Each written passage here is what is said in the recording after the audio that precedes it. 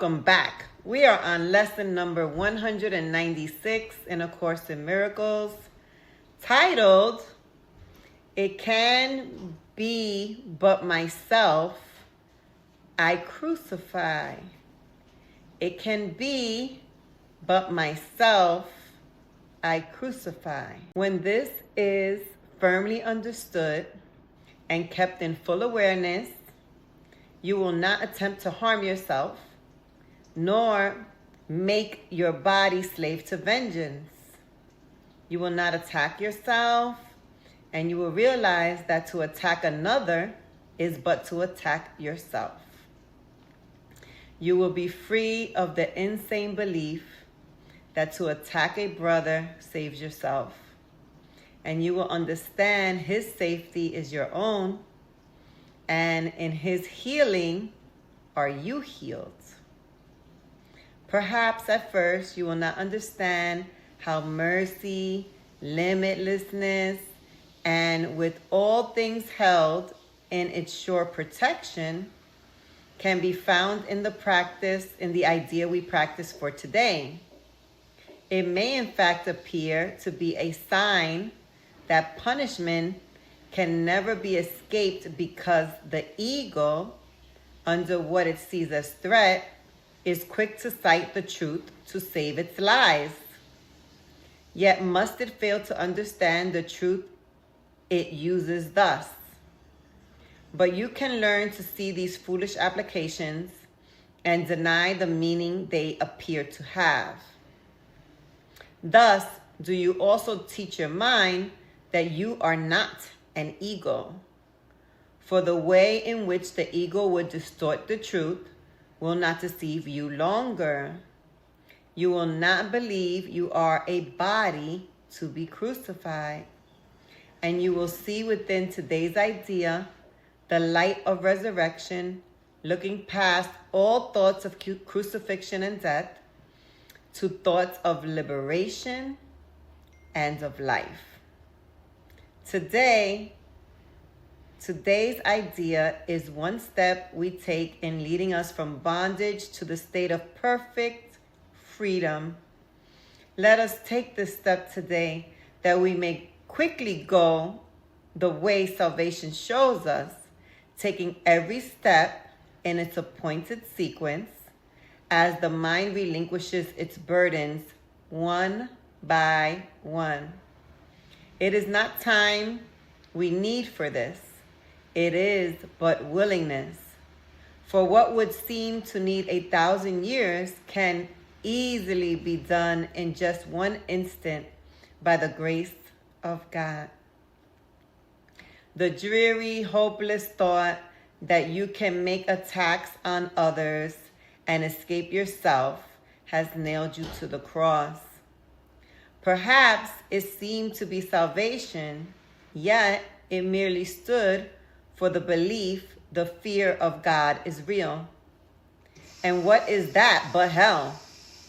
Who could believe his father is his deadly enemy, separate from him and waiting to destroy his life and blot him from the universe, without the fear of hell upon his heart? Such is the form of madness you believe.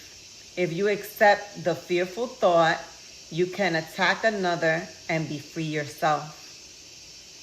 Until this form is changed, there is no hope. Until you see that this, at least, must be entirely impossible, how could there be escape? The fear of God is real to anyone who thinks this thought is true. And he will not perceive its foolishness or even see that it is there, so that it would be possible to question it. To question it at all, its form must be first changed at least as much as will permit fear of retaliation to abate and the responsibility return to some extent to you. From there, you can at least consider if you want to go along this painful path. Until this shift has been accomplished, you cannot perceive that it is but your thoughts that bring you fear, and your deliverance depends on you. Our next steps will be easy if you take this one today.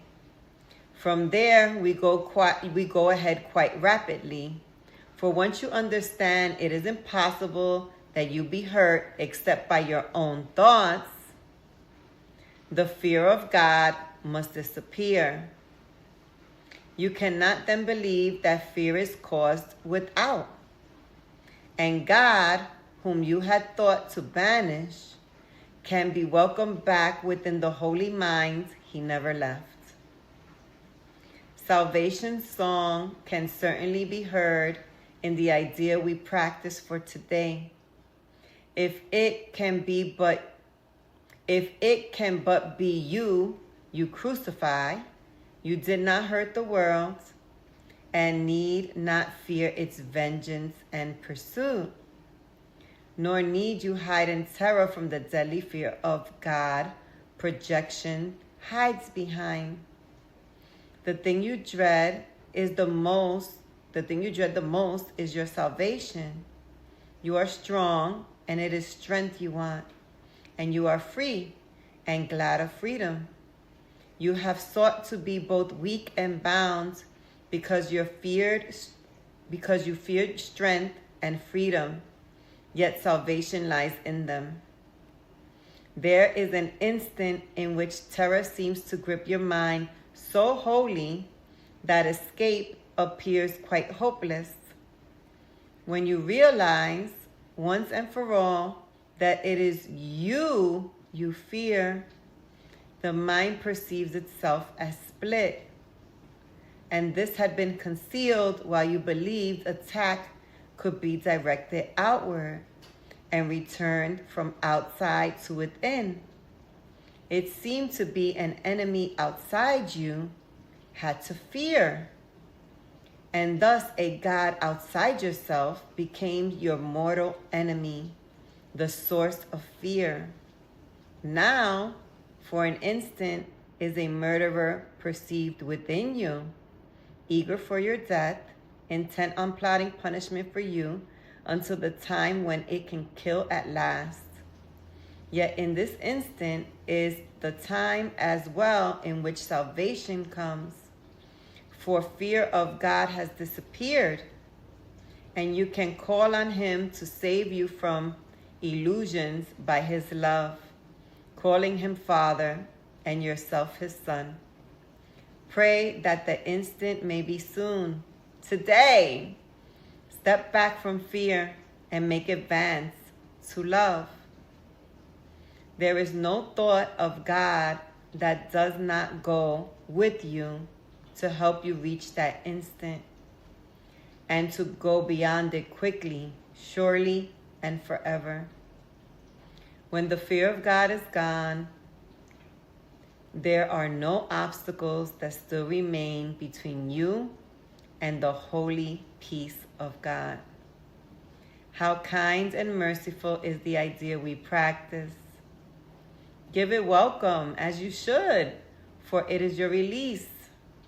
It is indeed but you, your mind, can try to crucify. Yet your redemption too will come from you. Lesson number 196. It can be but myself I crucify. It can be but myself I crucify. Your mind will tell you stories about everything and everyone at all times. And you fill in gaps when you don't know. You think you know without even asking. And even when you might ask somebody, you can still doubt if they're telling you the truth. So where are you going to leave your mind? Are you going to leave your mind in the world of, fill in the gaps? I think that happens. This is what they must be thinking, or this is how they're approaching this. just that whole realm of judgment. You can keep your mind there, or you can keep your mind at peace. You can choose loving thoughts. You can choose to be free. The only person or the only thing that knows the whole picture is our Father. He knows all of it. We know nothing. We know whatever it is that we think. And what we're thinking is driving our reactions to the world. It drives how we see the world. It drives where we think we're stuck, we're limitless, we're limited, we're free, we're imprisoned. The whole gamut. We get to choose.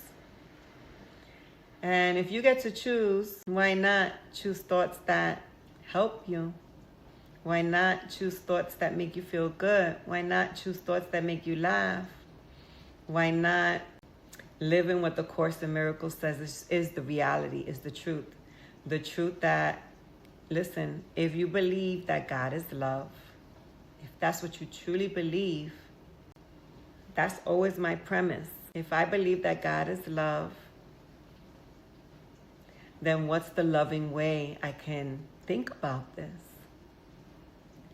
What's the most gracious way? What's the most kind way?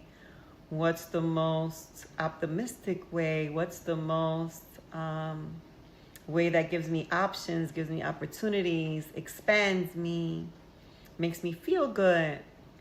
What's the way that makes others feel good, expands them, grows them? What's that way? And guess what? We can choose it. Your Father only wants good things for you. Your Father only wants to love you. And why worry about anything else?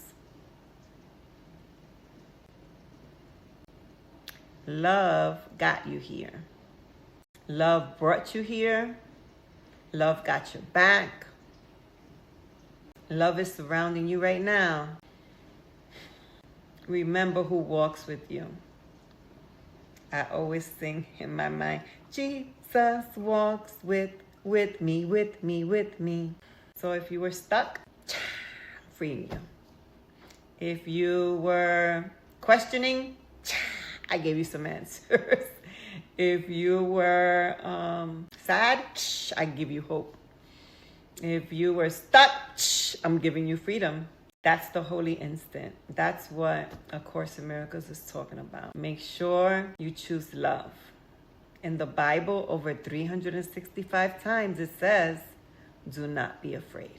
I've made that mistake. I've lived that mistake. But I've also lived full in love for long spurts. So come back. Leave fear behind. Choose love instead. Have a great one.